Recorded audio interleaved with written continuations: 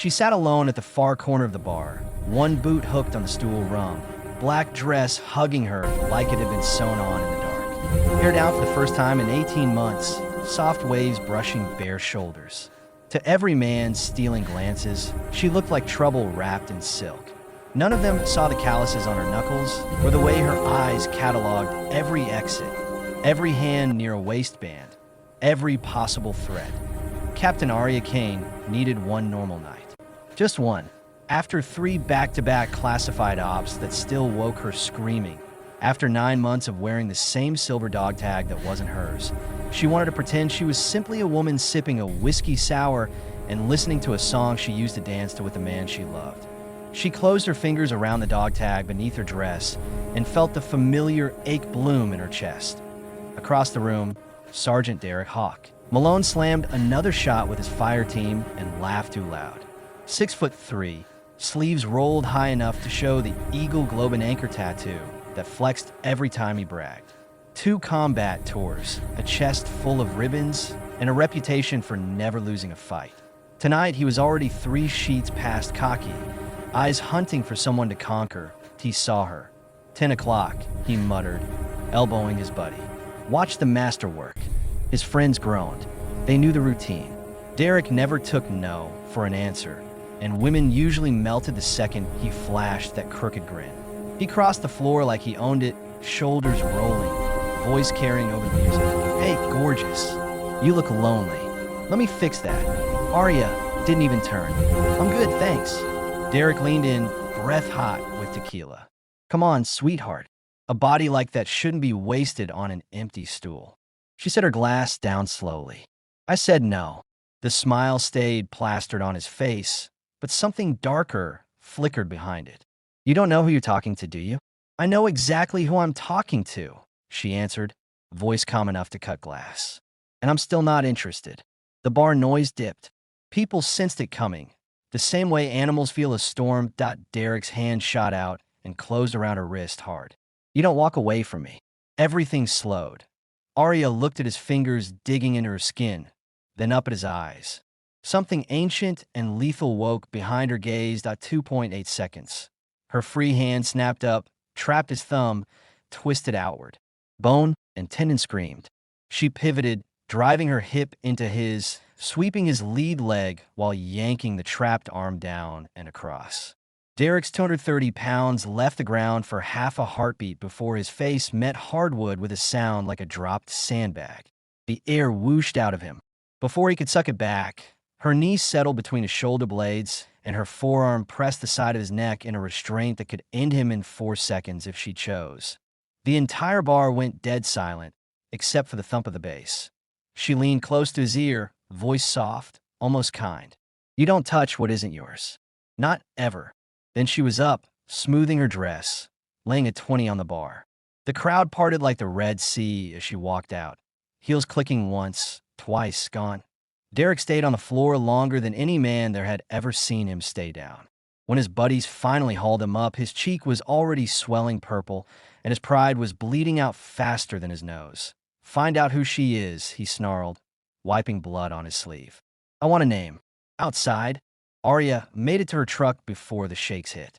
Not fear. Never fear. Memory. The smell of gunpowder, the weight of a dying teammate in her arms, the last radio call from Ethan 9 months ago that ended in static and screams. She pressed her forehead to the steering wheel and whispered to the dog tag. I'm trying to keep my promise, baby. I'm trying to stay soft. Back inside, someone found a military ID on the floor near the scuffle. Derek snatched it, stared at the photo, the name, the rank. Captain Arya Kane, Special Operations Command. His stomach dropped through his boots. He'd seen that name on classified briefings. The ghost who walked into a cartel stronghold with nothing but a knife and walked out with the target's head in a bag. The woman who carried 3 wounded Rangers 6 miles through a sandstorm after their bird went down. The operator whose own command pretended didn't exist because her kill count embarrassed entire nations. And he had just put hands on her. His buddies were already uploading the video. By morning, it would be everywhere. Derek Hawk Malone, the unbeatable Marine, folded like laundry by a girl half his size, he stared at her ID photo, those same calm, killer eyes staring back, and felt something he hadn't felt in years: terror. But beneath the terror, something worse. Obsession. He pocketed the ID and told himself it was about revenge. Told himself he needed to even the score. Told himself anything but the truth. That for one split second on the floor, when her knee pinned him and her voice cut through the haze, he had felt utterly, completely seen. And he hated her for T0200. Arya sat on her kitchen floor, surrounded by maps and satellite photos she wasn't supposed to have. A single red pin marked the last known location of Ethan's team. 9 months of silence. 9 months of everyone telling her to let go. File the paperwork. Take the folded flag. She traced the dog tag with her thumb and made the same promise she made every night. Not without you, Reed. Never without you. Somewhere across town, Derek watched the video of his humiliation on loop, jaw clenched so tight it ached. The comments were brutal. Bro got dropped by Captain America's girlfriend. She served him like he was a toddler. Never pick a fight with Viper Kane, dumbass. He paused on the freeze frame of her face inches from his, eyes burning with something that looked a lot like grief wearing armor. For the first time in years, Derek Malone didn't know what to do with the feeling in his chest.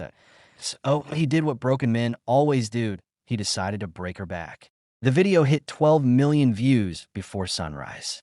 Derek woke to the sound of his phone vibrating itself off the nightstand. Every notification another knife in the ribs. His commanding officer had already left a voicemail that ended with the words "Captain's Mast" and "career-ending stupidity." He deleted it without listening twice. He sat on the edge of his rack in sweatpants, knuckles split from punching the wall, and stared at the frozen image on his screen. Arya's knee in his back, her face carved from ice and pain. Something twisted hard behind his sternum. Shame, yes, but worse, recognition. He knew that look. He'd warned himself the night he came home from his second tour and found his wife crying over messages he never meant for her to see. He opened a secure folder he wasn't supposed to have, typed in old credentials that still worked because nobody ever remembered to kill the ghost accounts, and pulled up the classified file labeled Reed E/Kia Presumptive.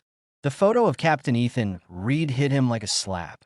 Same sharp jaw, same quiet eyes that always made Derek feel small even when Ethan was praising him. The man who once dragged him out of a burning Humvee, who wrote him up for sleeping with a contractor, who told him, "You're better than this, Hawk." The same week Derek's marriage almost ended. Ethan Reed, missing 9 months, body never recovered, status changed to presumed dead 6 weeks ago. And the woman still wearing his dog tag had broken Derek's arm. Almost for grabbing her, he closed the laptop, grabbed his keys, and drove. Arya hadn't slept. She sat at her kitchen table, surrounded by satellite printouts and a fresh cup of coffee gone cold. A single new lead had come through encrypted channels at 0400, a blurry image of a prisoner in a mountain camp, collarbone tattoo visible, Ethan's exact ink. She had 48 hours before the window closed and the camp moved.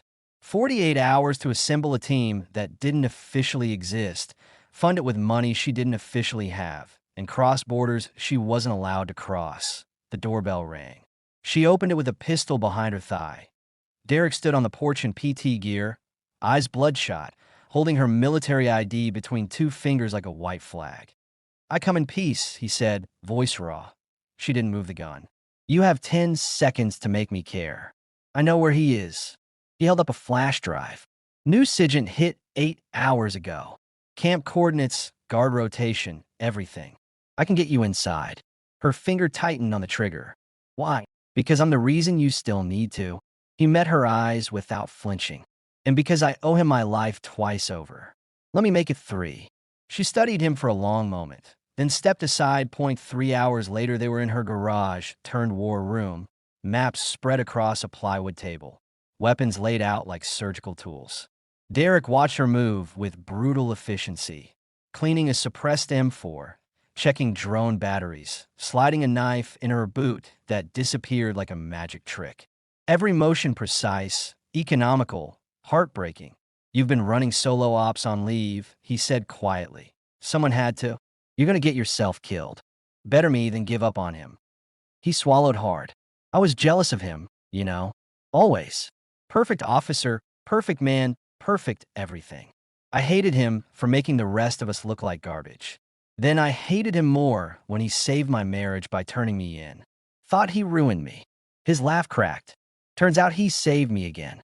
Just took me years to notice. Arya clicked a magazine home, eyes never leaving the rifle. You want forgiveness, Malone? Earn it. Help me bring him home breathing, and we'll call it square. They left at dusk in a blacked-out Suburban. No plates, no GPS. Two ghosts heading for a border nobody was watching. 41 hours later, high in the Hindu Kush, snow stung their faces as they low-crawled the last ridge. Derek's hands shook from altitude and adrenaline, but he kept pace.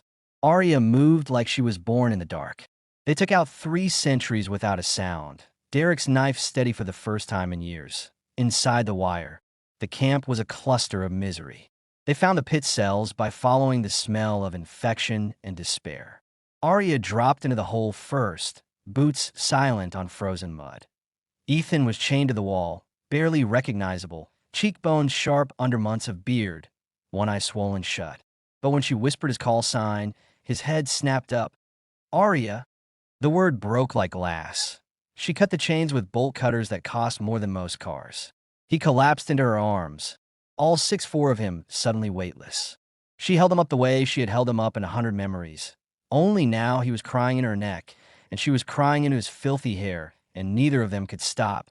Derek stood guard above, rifle ready, tears freezing on his own lashes. He spoke into the darkness without turning.